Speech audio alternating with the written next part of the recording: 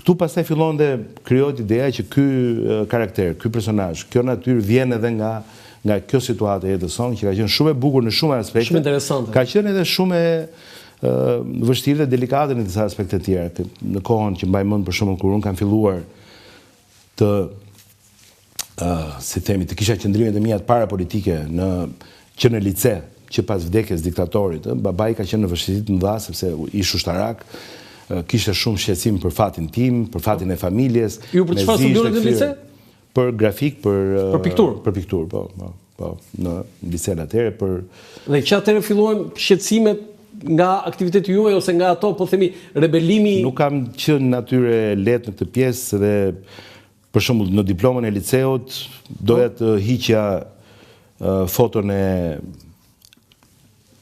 Enver Hoxhës nga muri në klasë, duke e palosur dhe me një zysh shumë të mirë. Në cilin vit kjo? Mariana Eski, në 88-ën besoj, ka qenë shumë viti rrezikshëm, megjithëse mund na duket sikur ka qenë afër 90-s. Jo, unë jam pak a shumë moshatar me ju. Pra këto janë, unë të kuptoj shumë mirë. Janë situata të vështira, gjithmonë kam pasur kështu situata, si më thënë jam nxituar. Si e morën portretin dhe e vendosën? Po, dhe i kërkova zyshës që nuk mund ta mbarojmë diplomën me diktatorin në mur. Po besoj i bie 18 vjeç. 18 vjeç kur kam marrë diplomën e liceut. 70-s unë, po. Dhe pastaj natyrisht që në Institutin e Lartë të Arteve, për cilin studiova pastaj një vit që të hyja, se nuk ishte e lehtë, duhet ishte një konkurs shumë të vështirë. Shumë i vështirë. Atje jam aktivizuar shumë me pjesën më radikale të studentëve të ILA-s, kuptohet edhe me një pjesë të mësuesve, një pjesë e mësuesve ishin vërtet. Po për pikturë. Për pikturë monumentale, për grafik, për disa deg njëkohësisht, ku kam një orde si profesor atëherë i ri, por si profesor edhe Edi Ramën, edhe kjo na lidhi qatë. Çfarë të ka dhënë Edi Rama? Çfarë lënde? Jo, pa hyrë në detaje, po themi kështu mikro, por ne kishim shumë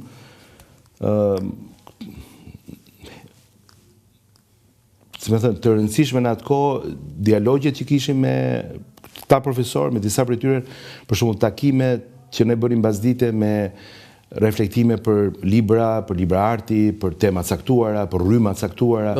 Bisedat ishin të një niveli tjetër dhe që s'kishin lidhje me shumicën. Mësimin konvencional për ne, për një pjesë të madhe tonën, ishte lënë me njanë. Ishte bisedat. Mundoheshim që ta shfrytëzonim kohën atje për të çarë çdo lloj muri të mundshëm për të parë pra artin modern, atë artin e ndaluar. Po pra, për ta mbyllur këtë pjesë, unë do të kthej sërish se do flasim për kombinatin, se për atë i e këtu dhe... Pa i ka qenë... Jo, për kombinatin në kuptimin kështu, po për ta mbyllur këtë, marr mendoj diçka që me të vërtet, pa filluar lëvizja vjetorit, që të ngelin mendje nga Instituti i Lartë i Arteve dhe nga Zoti Rama si pedagog, që dakord kjo e portretit e Enver Hoxhës, po Instituti i Lartë i Arteve isha akoma më liberal, sa aty ishit fëmijë, po aty ishit më të maturuar, kishit. Ka pasur shumë momente të bukura, ka pasur shumë momente të forta. Që donin të preshonin nga shkolla. Ka pasur, jo, ky rrezik ka qenë sa herë që ne bënim aktivitete që ka qenë ndaluara kryesisht aktivitetet që bënim, edhe aktiviteti nga ku del pastaj në 8 dhjetor që ishte aktiviteti përkujtimor për John Lennon ka qenë ndaluar, ne Ishin ndaluar kështu, po natyrisht nga rektori, nga administrata e ILA-s ata kanë qenë të tmerruar nga ato që ne mundoheshim të organizonim. Këtu se... Jo rektor, kush ka qenë dekani i Institutit të Lartë të Arteve? Nuk shkoj do direktur në emra, tani kanë kaluar 30 sa vjet, po kanë qenë të që mos i bie njeriu në qafë në emra, ose mos ta dëmtoj si emër, sepse normal ka qenë një kohë që kam pas përgjegjësi shumë madhe. Ne e marrim kështu 88-ën, 89-ën, por në kufit e vendit, në jug, e në disa kufit të vendit, vriteshin njerëz. Në jug ka pasur dhe njerëz që të riqeshin zvarr për të dërguar fshatrave që tentonin në mes të qytetit, në mes të fshatit. Dhe nuk e di këtë gjë për në veri, por edhe në veri janë vrarë njerëz. Pra ka pasur akoma ekzekutime. Dhe ka pas akoma arestime për tentativa për aratisje. Vllai i Edazarit, agitacion propaganda ka goditur deri vonë, nuk kanë qenë vite të lehta, kështu që edhe ata profesorë, edhe ata që kanë qenë drejtues në atë kohë, nuk diskutohet që kanë qenë dhe ata me i justifikon? Po, e justifikoj sepse në ILA nuk ka pasur asnjë themi, aksion malign kundër nesh, në kuptimin, këta nuk kanë qenë asnjëherë që të sajonin situata për na dëmtuar realisht, po themi. Nuk është nuk ka kaluar në këtë. Tani vinte kombinati te gara. Si të kanë pritur, sepse ti je kandidat për deputet, po je edhe ministër. Si i takon njerëzit? Çfarë kërkon aty? Si janë biseda? Sepse për të pritur vërtet vjen nga lart, vjen nga qeveria. Si të presin kombinat? Mua më kujtohet kur kam marrë për të parë në Tiranë. Jo për të parë që shikoja Tiranën, se u kam pasur strigyshe këtu, po kur erdha në shkollë, që bëja shkollën e mesme, dëgjova një fjalë. Do ikim në Tiranë. Thash, më fal ti, a je nga banori i kombinat? Po si do ikish Tiranë? Jo, tha, do ikin Tiranë. Domethënë, banorët e kombinatit 82-shin thoshin do ikin Tiranë. Ne i themi sot qyteti brenda kryeqytetit, ai është praktikisht një qytet. Un kam bërë një podcast, ju e përmendet edhe vetë vlerën e tyre, pra un kam përmendur në këtë term që është një qytet brenda kryeqytetit dhe këtë e kemi si kombinati, si leitmotiv. Shumë e bukur kjo. Dhe podcasti quhet Ju flet kombinati, është një podcast i cili në një farë mënyrë targon përgjegjësinë time në këtë rast, dedikimin tim me zonën. Emrin tjetër. Sepse po pra dhe këtë e kam bërë edhe në një mënyrë të qëllim pozitive, në kuptimin që pa në një prapa mendim të themi vetëm taktik politike, po e kam bërë sepse ata kanë patur një historik ku një pjesë e drejtuesve politik, për arsye të ndryshme, janë caktuar në zona më të vështira, me njerëz apo kanë fituar zgjedhjet, nuk kanë pasur mundësi të vijojnë kontributin në këtë zonë. Ka një, si më thënë, merak zona, se mos prap drejtuesi politik që mund dalin nga zona, gjithmonë nëse do vot besohem. Do mund të jetë një lloj orientimi. Mjaftueshëm nga kombinati, ashtu siç duhet që të quajmë që jam së pari deputeti kombinatit. Ka një merak nga zona se mos drejtuesi politik për hir të vendimeve të partisë, qeverisë po themi, shkon në një zonë tjetër dhe pastaj ikën prap edhe blendi. Kështu unë do paktën sa më takon mua, sa më takon si themi si ministër, si drejtues politik i asaj njësie, e kam bërë të qartë që sa banor ka? Jam aty për aty janë rreth 72.000 banor, tani që flasim. Ka pasur momente që ka qenë dhe më lart, kombinati ka humbur banor edhe për shkak të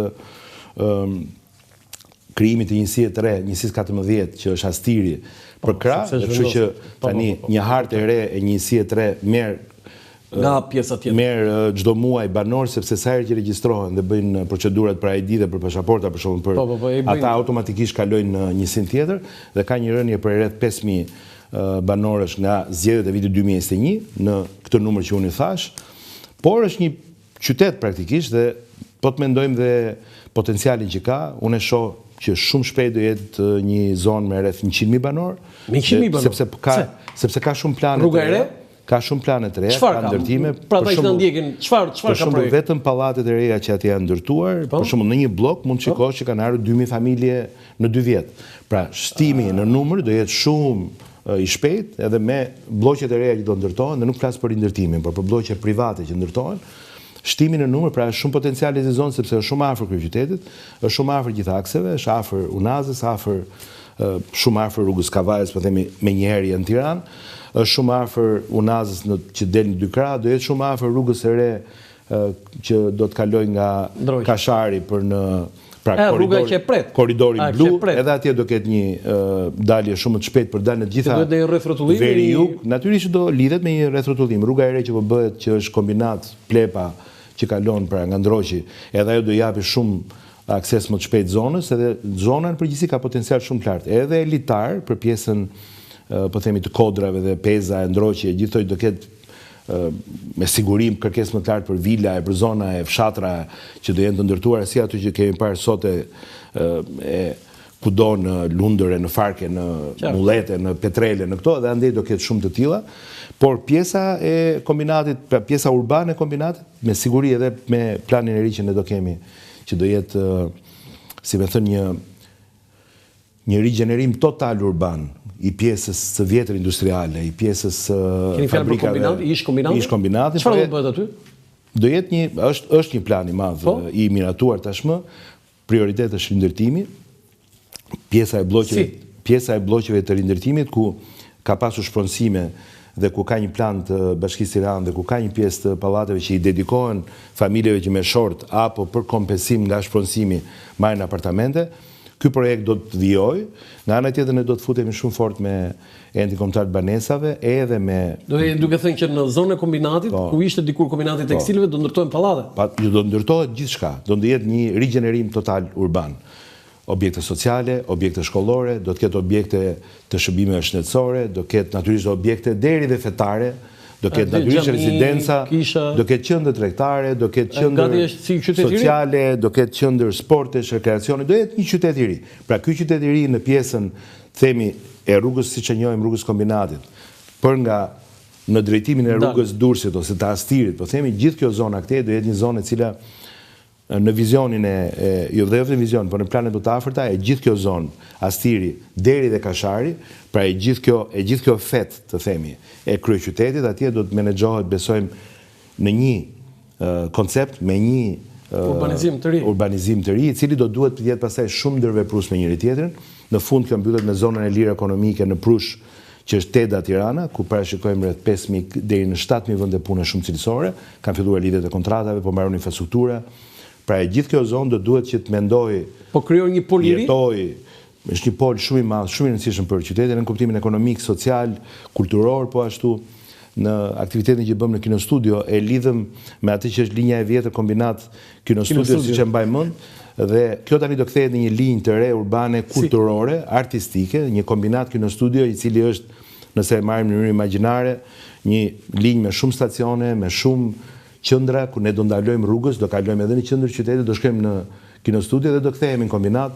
Kjo do bëjë që dy polet, pra kombinati, Kino Studio, të rriten shumë kulturalisht, edhe me kombi artin këtej, edhe me hangartin atje, edhe me një zonë të Tirana Art District në kombinat, edhe me zona Tirana Art District do jenë në zonën tjetër, kemi edhe të autotraktorët plane për zona për rezidencë artistike, bashkë me plane që ka atje për kajon, për industrinë ushtarake dhe për industrinë automotive, do ketë edhe zona cilat do i dedikohen nga një anë blloqeve të strehimit social, nga ana tjetër do i dedikohen edhe distrikteve të artit apo përmirësimit të distrikteve tregtare dhe artistike dhe kulturore.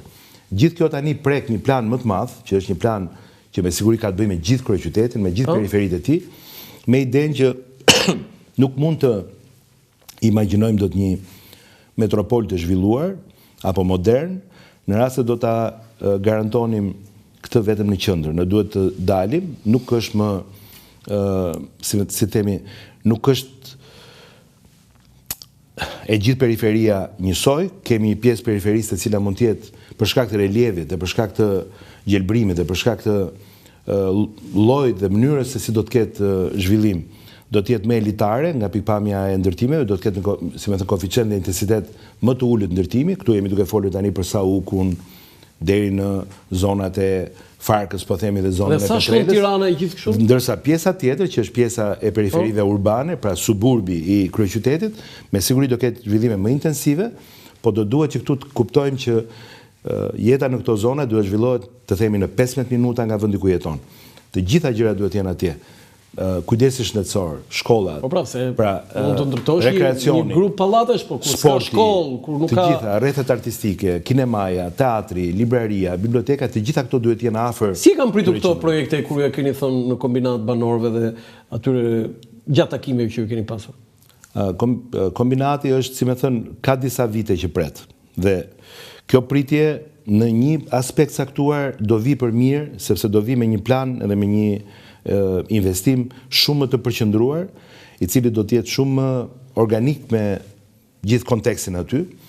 Nuk do të kemi harxuar para për të bërë arna, dhe është më mirë nga ky aspekt, nga pikpamja ekonomike. Do të ndërtohet çdo gjë e re nga e para. Do të ketë zona që do të jenë, të themi, që do të ribëhen nga e para, por do të ketë një ndërtim të një niveli të një qyteti të vërtetë. Kemi parë të zhvillime dikur në Milano, i kemi parë në zona edhe në Francë, edhe në Paris. Pra do ketë dhe vende ku do rikonceptohet komplet peizazhi urban.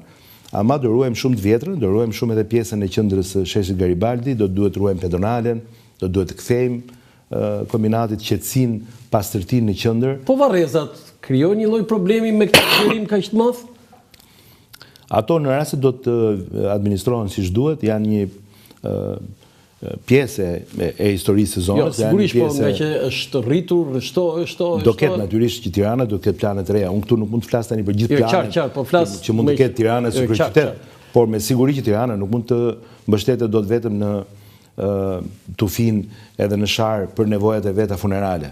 Pra me siguri do duhet të ketë tutje, ka plane, ka akte, ka me sa diun miratime, edhe lejesh, edhe licencash, edhe për zhvillime private, po edhe për zona ku do ketë, ku ka për shumë zona me siguri nga Kamza dhe nga Veriu, do duhet ketë se s'bën një zonë të vetën ku do duhet...